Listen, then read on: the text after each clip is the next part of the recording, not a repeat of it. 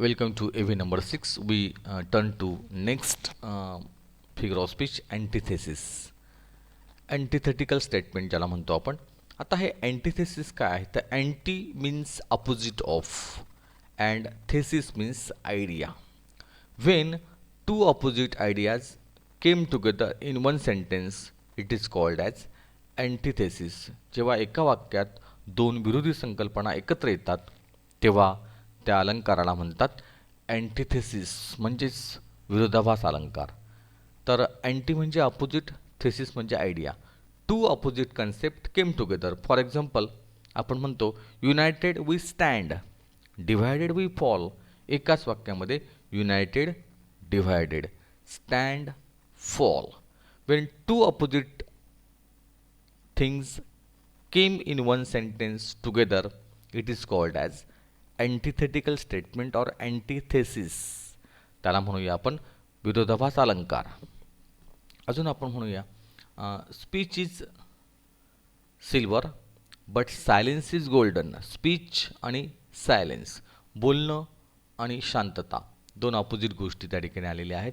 ज्यावेळेला दोन अपोजिट गोष्टी एकत्र येतील त्यावेळेला त्या अलंकाराला म्हणतात अँटिथेसिस किंवा अँटिथेटिकल स्टेटमेंट. तर फाइंड आउट एक्झाम्पल ऑफ अँटिथेसिस. तर आता आपण अँटिथेसिस या अलंकाराची उदाहरणं जी आहेत ती बघूया. But cherries have a way of growing.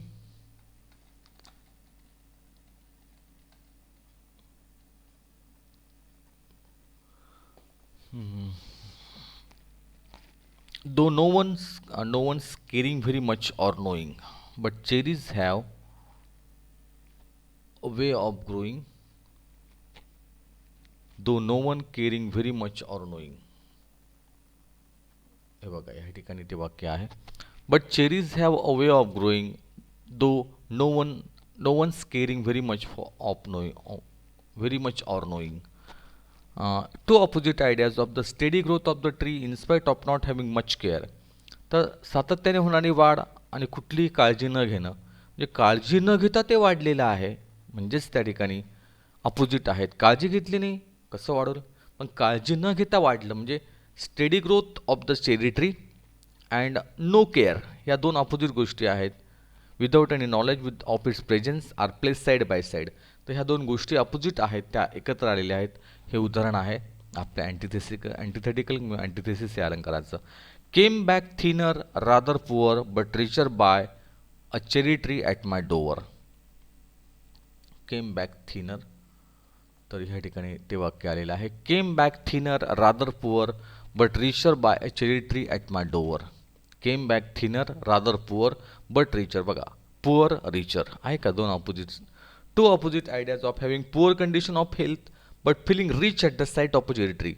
म्हणजे कंडिशन लेखकाची अतिशय वाईट आहे पण चेरी ट्रीला बघून त्याला अतिशय श्रीमंत झाल्यासारखं वाटतं. पुअर अँड रिचर ह्या दोन अपोजिट गोष्टी एकत्र आलेल्या आहेत म्हणून हे वाक्य जे आहे ते अँटिथेसिस या अलंकाराचं या ठिकाणी आहे. तर two opposite things coming together in one sentence it is called as antithetical statement. तर या ठिकाणी पुढचा अलंकार बघूया आपण. पर्सोनिफिकेशन हा अलंकार आहे. आता पर्सोनिफिकेशन ह्या वाक्याची जर आपण ह्या शब्दाची जर आपण फोड केली तर ह्या ठिकाणी पर्सन आणि फिकेशन. पर्सन मीन्स व्यक्ती, फिकेशन. In this figure of speech when the inanimate object behaving like animate object it is called as personified or personification. Inanimate means निर्जीव, ॲनिमेट मीन्स सजीव. जेव्हा निर्जीव वस्तू सजीवासारखी वागते किंवा निर्जीव वस्तूचे गुण सजीवाला बहाल केले जातात किंवा निर्जीव वस्तू बोलते आहे असं आपण त्या ठिकाणी समजतो तेव्हा त्या अलंकाराला म्हणता पर्सॉनिफिकेशन. त्याला मराठीत म्हणता मनुष्यत्वारोप. मनुष्यासारखा वागण्याचा आरोप ज्या वेळेला होतो. When the human qualities are assigned to inanimate object it is called as personification or personified. म्हणजे एखादी समजा आपण म्हणतो the tree said don't cut me. झाड म्हणालं मला तोडू नका. तर झाड बोलेल का? तर झाड बोलतं आहे, स्पीकिंग क्वालिटी दिलेली आहे माणसासारखी, तर झाड हे पर्सोनिफाईड केले गेलेले आहे. तर अशा प्रकारे निर्जीव वस्तू सजीवासारखी भासते आणि निर्जीव वस्तू सजीवाचे गुण त्याला बहाल केले जातात. अशा वेळेला पर्सोनिफिकेशन हे अलंकार त्या ठिकाणी हा अलंकार तयार होतो. फॉर एक्झाम्पल आपण अजून एक उदाहरण घेऊया. The earth is thirst for rain. When there is rain the earth smile with a plenty. The earth is thirst for rain. पृथ्वी ही आसुसलेली होती पावसासाठी. व्हेन देर इज रेन, जेव्हा पाऊस पडला, शी स्माइल्स विथ प्लेंटी, तेव्हा ती हसायला लागली. आता पृथ्वी आसुसलेली आहे पावसासाठी, ती हसली. आता हे सगळं हसणं, आसुसणं हे माणसाचे गुण आहेत की जे पृथ्वीला बहाल केलेले आहेत. म्हणून त्या ठिकाणी अलंकार आहे पर्सोनिफिकेशन. तर मनुष्यासारखा वागण्याचा आरोप ज्या वेळेला केला जातो एखाद्या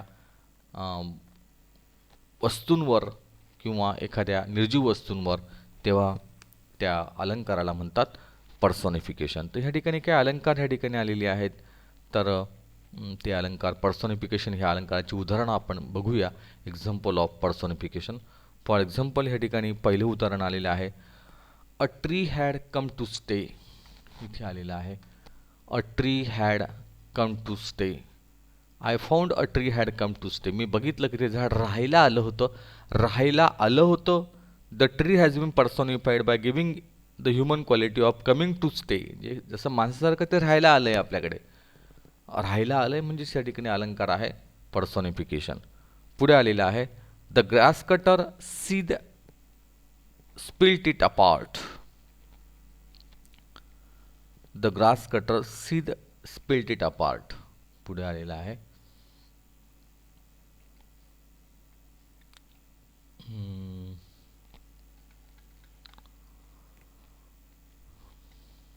हां इथे या ठिकाणी आलेलं आहे, the grass cutter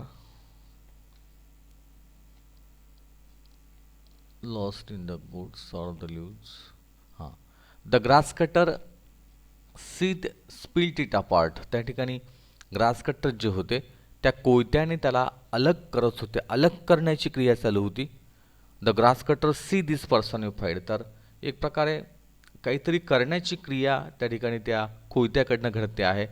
the grass cutter scythe is personified. तर ते पर्सोनिफाईड केलेलं आहे. नंतर आहे, a monsoon blight shrivelled. A monsoon blight shrivelled. श्रीवल्डचा अर्थ आहे ड्राईड. Monsoon is पर्सोनिफाईड. या ठिकाणी हा जो पाऊस आहे, जो एक प्रकारचा मान्सून आहे, त्याला ब्लाइट म्हणजे नुकसान करणारा, एखाद्या माणसासारखा नुकसान करतो आहे, तर मान्सून इज पर्सोनिफाईड म्हणून त्या ठिकाणी अलंकार आहे. त्या ठिकाणी अलंकार आपला आहे पर्सोनिफिकेशन. पुढे आलेला आहे, the slightest breeze. Slightest breeze इथे आलेला आहे, द स्लीपीएस्ट ब्रिज. त्या ठिकाणी the young tree is personified by giving it human quality of struggling. तर एक प्रकारे द ब्रिज इज स्लीपिंग. आता हा वारा झोपणारा असा आहे, झोपतो तो एक प्रकारे. तर अशी ती वाऱ्याची झुळूक जी आहे ती पर्सोनिफाईड केलेली आहे. The breeze is personified here, so it is called as personification. आणि नंतर आलेलं आहे, the young tree thrust its arm in a fresh Fyers lust. The young tree इथे आलेला आहे,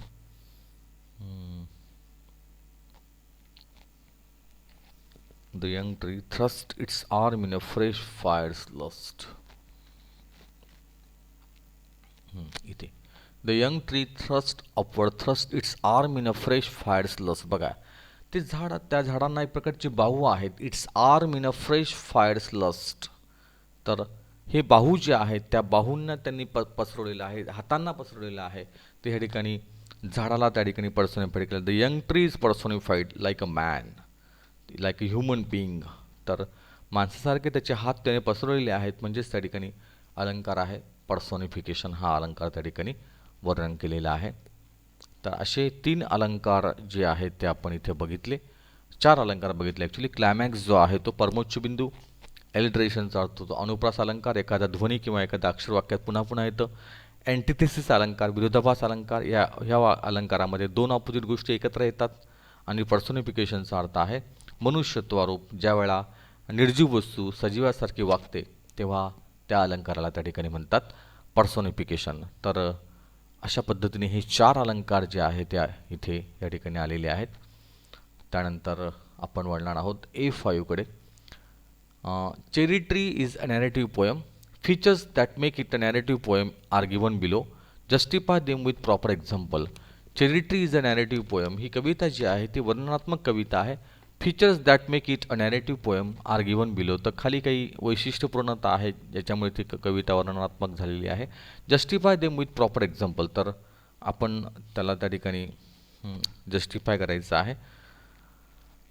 the poem has a beginning a middle and end. ह्या कवितेला एक सुरुवात आहे, मध्य आहे, अंत आहे. Different places are mention. अनेक अशा जागा ह्या ठिकाणी मेन्शन केलेल्या आहेत, त्या सांगायच्या आहेत. Characters are referred to. ज्या ठिकाणी काही पात्र जी आहे ती सांगितलेली आहेत. Incidents are arrange in a sequence. त्या ठिकाणी काही प्रसंग जे आहेत ते वर्णन केलेले आहेत सिक्वेन्समध्ये. There is a dialogue between the poet and the reader of the characters of the poem. त्या ठिकाणी कवी आणि वाचक यांच्यामध्ये पात्रांमध्ये काहीतरी बोलणं आहे, संवाद आहे, तो या ठिकाणी आलेला आहे. It is a time bound poem. ह्या ठिकाणी ही कविता जी आहे ती टाईम बाउंड आहे. एक प्रकारची वेळ जी आहे, वेळेची सीमा आखून देणारी अशी ही कविता आहे. तर काही गोष्टी आपण ज्या आलेल्या आहे. Cherry tree is a narrative poem which tells the story of the birth and the growth of a cherry tree by the poet. तर एक जन्म आणि त्याची वाढ जी आहे त्याचं वर्णन ह्या ठिकाणी केलेलं आहे कवीने. Ruskin Bond he carefully divides the poem in a three distinct division of a proper beginning, a middle and an end as we usually find in the story. तर हे बिगिनिंग आहे, त्यानंतर मध्य आहे आणि अंत्य पण त्या कवितेला आहे. The story begins with the planting of the seed of a cherry tree which the poet, a young boy, sows in order to have a tree of his own. तर सुरुवात जी आहे, सुरुवातीला त्या छोट्याशा झाडाचा उगम जो आहे, त्या झाडा जे बी आहे ते पेरलं गेलं. He forgets to take care of the planted seed but the plant with the help of the nature and rain has a natural growth. सुरुवातीला दुर्लक्ष केलं पण हळूहळू पाणी आणि निसर्गाच्या कृपेमुळे ते झाड वाढायला लागलं. On in journey to its growth it faces many odds in life. आणि ह्या प्रवासात ह्या झाडाला अनेक त्रास सहन करावा लागला. But by sheer will power survives all adversities. आणि पण इच्छाशक्तीमुळे त्या ठिकाणी हे झाड तगलं, वाढलं. Meanwhile, the poet has to go to Kashmir. When he comes back, he is surprised to see a full 6 feet high fruit-bearing tree at his door. पण शेवटी जेव्हा लेखक काश्मीरला निघून गेला, नंतर जेव्हा परत आला तर त्याने बघितलं की 6 फुटाचं झाड त्या ठिकाणी त्याला बघायला मिळालं. The poet is ecstatic in this middle part of the story. At the end of the story the poet spends time in company of his territory. शेवटच्या पार्टमध्ये त्या ठिकाणी या झाडासोबत आपला लेखक तो वेळ घालवतो आहे हे आपल्याला पाहायला मिळतं आहे. At the time of the dusk enjoying the sight and sound of birds and insect, the bright sun and the twinkling star.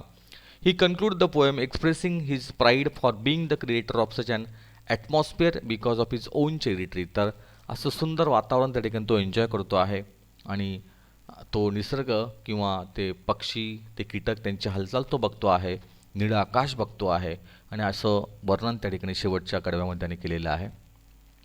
The poem shifts to different places at different times as it begins in the poet's garden where the cherry tree has been sowed, tells the readers about the poet's visit to Kashmir, comes back to see the cherry tree at his door and finally ends at his garden with the cherry tree stands tall. तर त्या ठिकाणी काही ज्या जागा आहेत तर कवीची जी बाग आहे ती मुळातच त्या ठिकाणी मेन्शन केली गेलेली आहे. काश्मीरचं ह्या ठिकाणी वर्णन आलेलं आहे. शिवाय तो जे झाड ज्या ठिकाणी दरवाजाजवळ उभं आहे ते वर्णन त्या ठिकाणी, ती जागा ती वर्णन केलेली आहे. The cherry tree is the protagonist that is the main character of the story which narrates the difficult phases of the life of the tree in a span of 8 years. तर 8 वर्षातला हा जो स्पॅन आहे हा वर्णन केलेला आहे आणि मेन प्रोटॅगॉनिस्ट जो आहे, मेन पात्र जे आहे ह्या कवितेतलं ते पात्र आहे, मेन कॅरेक्टर आहे आपलं cherry tree. The poet, the owner of the cherry tree is also represent a character of the story since he is the one who is involved in the life of the tree, sometimes actively and sometimes by narrating the happening in his life. Apart from these two main characters, There are some small characters like the goat, the grass cutter, the birds and insect who also play small but significant roles in the story. तर काही पात्र अजून पण त्या ठिकाणी आलेले आहेत. उदाहरणार्थ गोट आहे, बकऱ्या आहेत, ग्रास कटर आहे, गवत कापणारा आहे, पक्षी आहेत, बर्ड्स आहेत, कीटक आहेत. हे पण पात्र या ठिकाणी कवितेमध्ये आलेली आहेत. There is definitely a continuity in the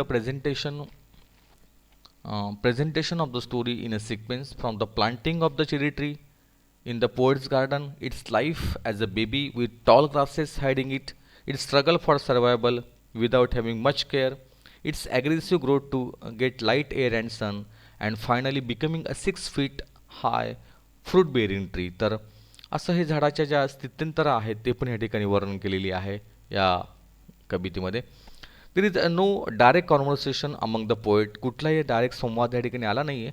the reader and the other characters in the poem has the presentation of the happening in the story makes it appear as if the cherry tree is expressing its desire and determination of the poet.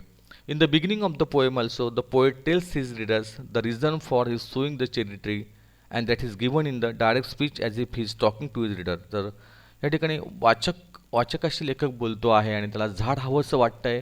तर असं बोलणं ह्या ठिकाणी लेखकाचं वाचकांशी चाललेलं आहे असा आपला भास त्या ठिकाणी आलेला आहे. It is a time bound poem. He Kavita time bound आहे.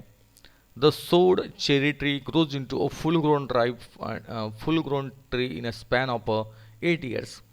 The poet also intermittently keeps on mentioning about the change of the season during the growth of the tree. His stay in Kashmir for one season and finally after his return his feeling of happiness or seeing the fruit bearing 6 feet high tree. तर कुठेतरी अशा पद्धतीने काही season पण ह्या ठिकाणी त्याने वर्णन केलेले आहेत आणि एक 8 वर्षाचा कालखंड ह्या ठिकाणी टाईम बाउंड असा हा स्पॅन ह्या ठिकाणी इथे आलेला आहे. तर या पद्धतीने A5 आपण पूर्ण केलेला आहे आणि इथे आपण we stop here and turn to our next part number 7. Let us stop here.